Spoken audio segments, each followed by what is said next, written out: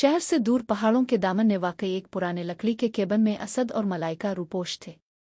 Police और ताई अम्मा के कारिंदे उन्हें हर जगह ढूंढ रहे थे, मगर यहाँ सिर्फ खामोशी और उन दोनों के सांसों की आवाज़ थी। केबन के अंदर लकड़ियों के जलने की चटख-पटख फिजा में एक अजीब सी हरारत पैदा कर रही थी। मलाइका खिड़की के पास खड़ी बर्फबारी देख रही थी जब असद ने पीछे से आकर उसके गिर्द अपने बाजू फैला दिए। असद ने अपनी ठोड़ी मलाइका के कंधे पर रखी। मलाइका, तुम्हें मालूम है कि यहाँ से वापसी का कोई रास्ता नहीं है।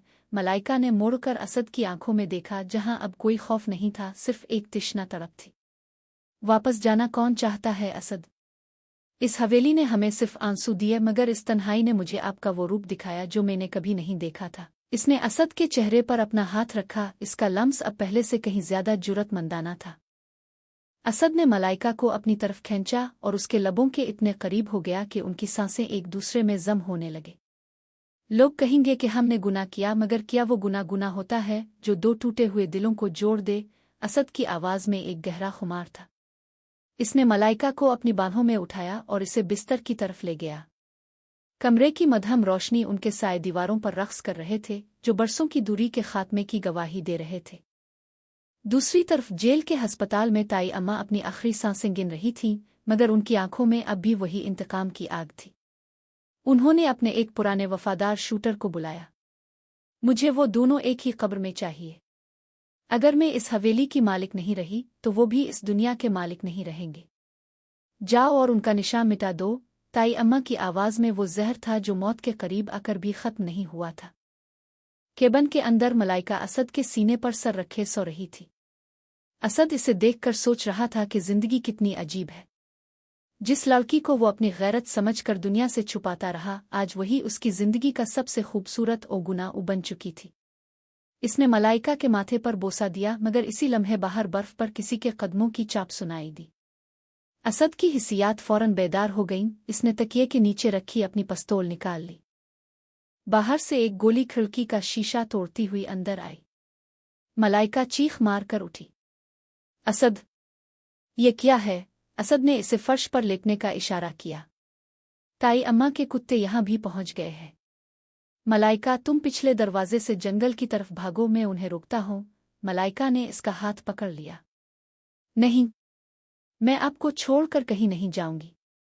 अगर मरना है तो साथ मरेंगे। असद ने इसकी आंखों में वो अज़्म देखा जो शायद उसके अपने पास भी नहीं था। असद केबन से बाहर निकला और अंधेरे में छुपे हमलावरों पर फायरिंग शुरू कर दी।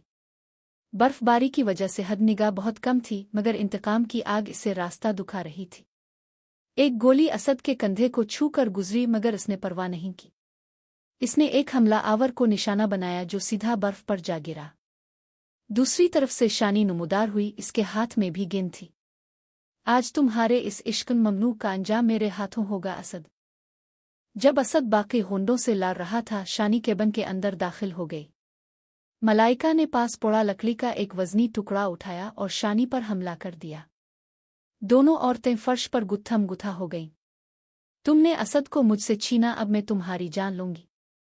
शानी ने मलाइका का गला घोंटने की कोशिश की, मगर मलाइका ने पूरी कुव्वत से इसे धक्का दिया और दीवार में लगी एक कील शानी की पीठ में जा लगी। शानी की चीख फिजा में गूंजी। इसी लम्हे एक और गाड़ी वहां आकर रुकी। असद ने गेंद तान ली, मगर गाड़ी से जैन उतरा। इसके बाजू पर पट्टी बंधी थी और वो हाँफ रहा था। असद भाई, रुक जाएं, मैं पुलिस को साथ लाया हूं। जैन ने पुलिस के साथ मिलकर बाकी हमलावरों को घेर लिया। शानी को जख्मी हालत में गिरफ्तार कर लिया गया। जैन असद के पास आया और उसके जख्मी कंधे को देखा। मैंने कहा था ना भाई, मैं अपना कफ़ारा अदा करूंगा। जब पुलिस सबको ले गई तो पहाड़ों पर खामोशी छा गई। असद और मलाइका एक दूसरे के सहारे खड़े जलते हुए केबन को देख रहे थे, जिसे हमलावरों ने आग लगा दी थी। असद ने मलाइका को अपने हिसार में लिया। अब सब सच सामने आ चुका है मलाइका। अब हम भगोड़े नहीं हैं। मलाइका ने मुस्कुराकर आसमान की तरफ देखा।